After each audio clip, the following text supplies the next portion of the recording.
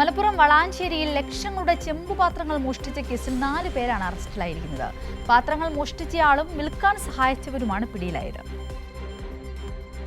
രണ്ടാഴ്ചയിലധികമായി അത്തിപ്പറ്റ പുന്നംചോല മേഖലയിൽ മോഷണം പതിവായിരുന്നു.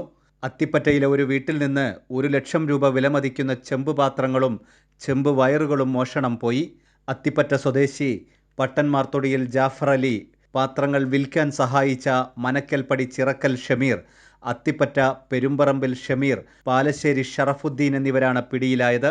ജൂൺ 26-നാണ് മോഷണം നടന്നത്. പിന്നാലെ അയൽ വീടുകളിലും മോഷണം നടന്നതോടെ പ്രദേശവാസികൾ ആശങ്കയിലായി. പോലീസ് CCTV ദൃശ്യങ്ങൾ പരിശോധിച്ചെങ്കിലും സംശയാസ്പദമായി ഒന്നും കണ്ടില്ല. ഒടുവിൽ സമാനമായ കളവുകൾ നടത്തിയിരുന്ന കുറ്റവാളികളെ നിരീക്ഷിച്ചു. പഴയ പാത്രങ്ങളും ആക്രി സാധനങ്ങളും വാങ്ങുന്നവരെയും കേന്ദ്രീകരിച്ച് അന്വേഷണം നടത്തി. ഒടുവിൽ പ്രതിയെ തിരിച്ചറിഞ്ഞു. പ്രതി നേരത്തെ കുറ്റിപ്പുറത്തെ ക്വാർട്ടേഴ്സിലും സമാന രീതിയിൽ മോഷണം നടത്തിയിരുന്നു. 4 ദിവസത്തോളം നിരീക്ഷിച്ചതിന് ശേഷമാണ് അറസ്റ്റ്. കൈരളി ന്യൂസ്, മലപ്പുറം.